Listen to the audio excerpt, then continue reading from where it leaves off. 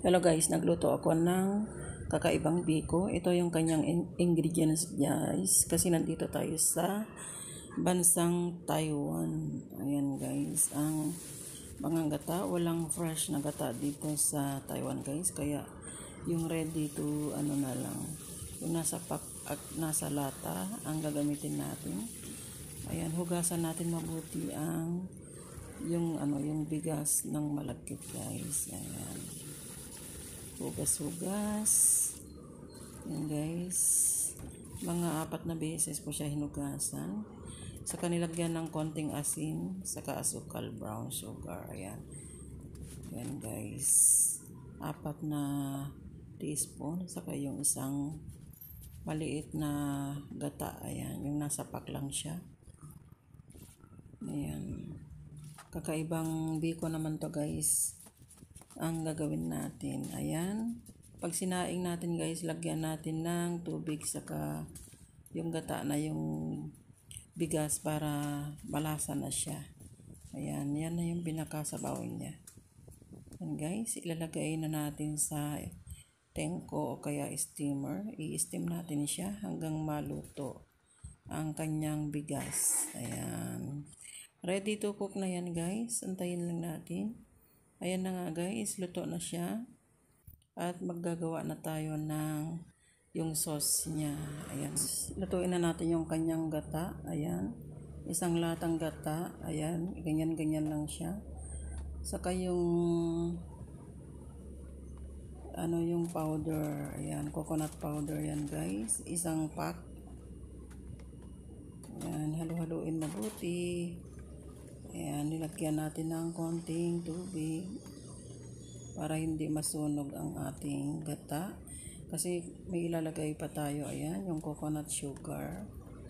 Ayan, parang sa Isabela guys, ang tawag yan ay yung dangko sa amin. Ginagawang yung binalay. Nasikat sa amin tuwing mahal na araw. Ayan. Napakasarap ng sugar na to guys. Kasi mayroon na siyang nyog. Ayan.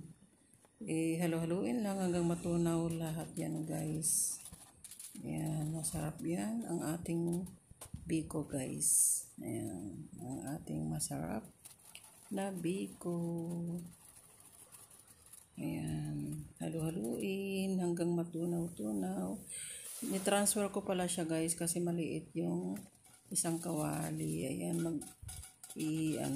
Pag kumulo ay na siya umaapaw sa maliit na kawali, kaya nilagay natin sa malaki. Saka dyan na rin tayo maghalo ng yung malagkit na bigas. Nilagyan ko pala guys ng konting asin. Ayan, pang balance sa lasa ng ating sauce. Ayan, kasi nga matamis, diba?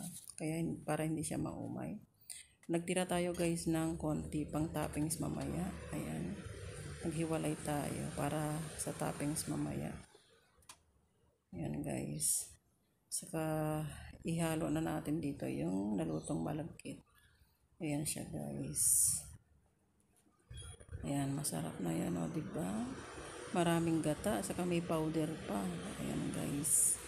Ang ating kakaibang malagkit dito sa bansang Taiwan. Diskarte lang guys kung paano magluto ng biko. Ayan, para-paraan lang yan guys. Saka anuhin natin mabuti. Ayan, halu-haluin hanggang makuha niya lahat yung sauce guys. Ayan, ang ating masarap na bilo-bilo. Ayan, diba? Ito na yung pinaka mabigat sa lahat. Ayan, yung halo-halo ng malagkit guys. Ayan, hindi basta-basta lutuin ang biko. Ayan, nagdagdag tayo ng soy sauce sa tinira natin kanina. Ayan, para yummy-yummy na siya. Yung hiniwalay ko naman pang toppings lang yun, sa taas lang yun, para mayroon naman siyang presentation mamaya. Ito na siya guys. In-steam ko siya ulit. Ayan, para maano yung lasa niya. Ayan, nilagay ko ulit sa steamer. para siguradong luto ang ating bigas na malagkit. Saka ito na nga siya ulit guys.